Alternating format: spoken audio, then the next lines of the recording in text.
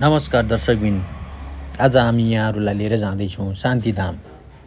चारधाम मन्दिर निर्माण गर्ने उद्देश्यसहित विक्रम सम्वत 2068 सालमा तारकेश्वर नगरपालिका 2 गार्बेजस्थलीमा दर्ता भई उक्त स्थानमा यस शान्तिधामको स्थापना भएको पाइन्छ।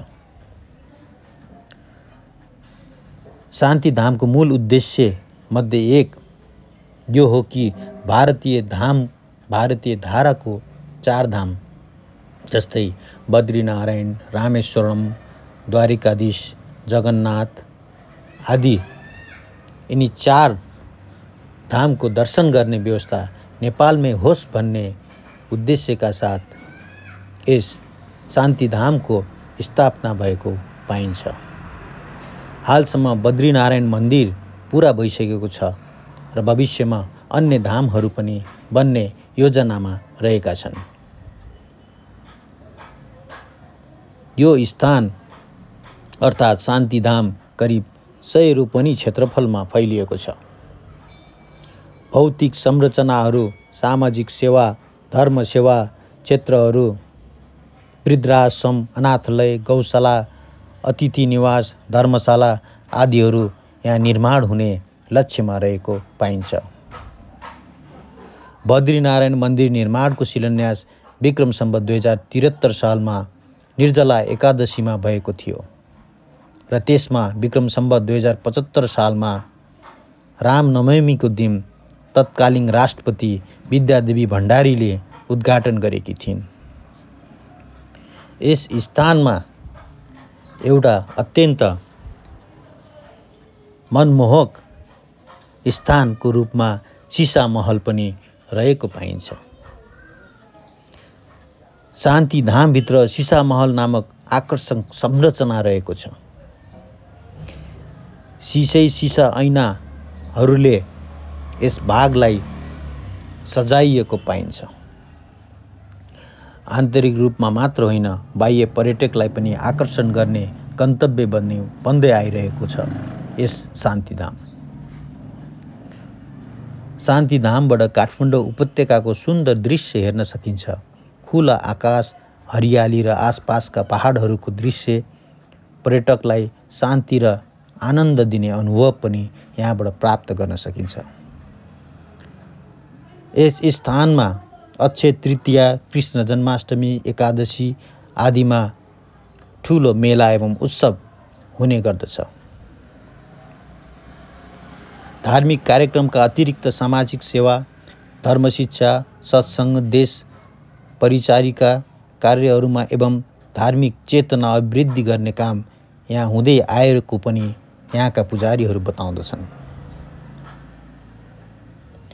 यस स्थानमा पुग्नको निमित्त काठमाडौँ नयाँ बस पार्कबाट करिब 40 मिनेट लाग्ने बताइएको छ।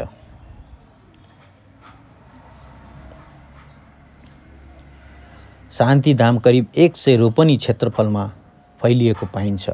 परिसरभित्र आयुर्वेद अस्पताल, वृद्धाश्रम, अनाथालय, गौशाला, गुरु आश्रम, धर्मशाला, अतिथि निवास, क्रियापुत्री भवन आदि निर्माण हुने लक्ष्यमा रहेको पनि पाइन्छ।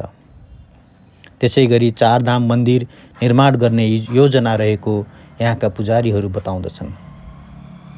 यस अन्तर्गत द्वारिकाधीश धाम र जगन्नाथ धाम समेत बन्ने योजनामा रहेका छन्। काठमाडौँ उपत्यका हेर्न सकिने मनमोहक दृश्यहरू यहाँबाट प्राप्त गर्न सकिन्छ। उपत्यकाबाट अपेक्षाकृत छिटो पुग्न सकिने दूरीमा रहेको यस स्थान हो शान्तिधाम। रिङ रोडबाट करिब 8 किलोमिटर मात्र दूरीमा रहेको पाइन्छ। यस शान्तिधाम आइतबारदेखि शुक्रबारसम्म बिहान 7 बजेदेखि 12 बजेसम्म र दिउँसो 3 बजेदेखि साँझ 7 बजेसम्म खुला रहने गर्दछ। शनिबार पुरै दिन खुल्ने भन्ने यहाँ उल्लेख गरिएको पाइन्छ। आगन्तुक पोसाक सम्बन्धी नियम पनि यहाँ लगाएको पाइन्छ। शरीरको घाँटीदेखि कुइनाले घुँडासम्मका भाग खुल्ला नहुने, पारदर्शी एवं विभिन्न किसिमका यहाँका पुजारीहरूको नियममा यस शान्तिधाम रहेको पाइन्छ।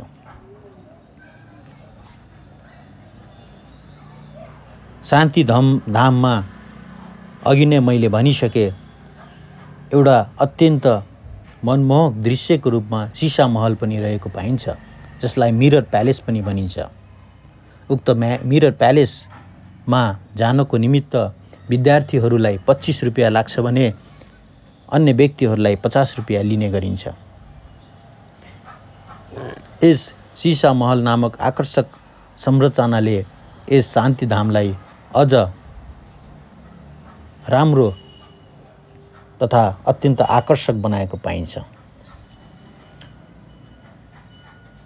उक्त सिसा महलभित्र राधा कृष्णको मन्दिर समेत रहेको छ। धार्मिक पर्यटनको केन्द्र बन्न लागेको छ। श्रद्धालु र पर्यटकहरू यस स्थानको निमित्त बढ्दै गएको पनि पाइन्छ।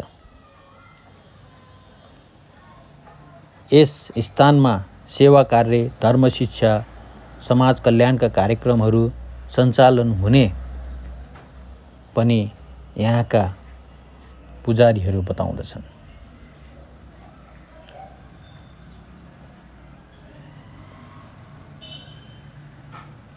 यस स्थानमा धार्मिक कार्यक्रमका अतिरिक्त सामाजिक सेवा लगायतका कामहरू हुने गर्दछन्।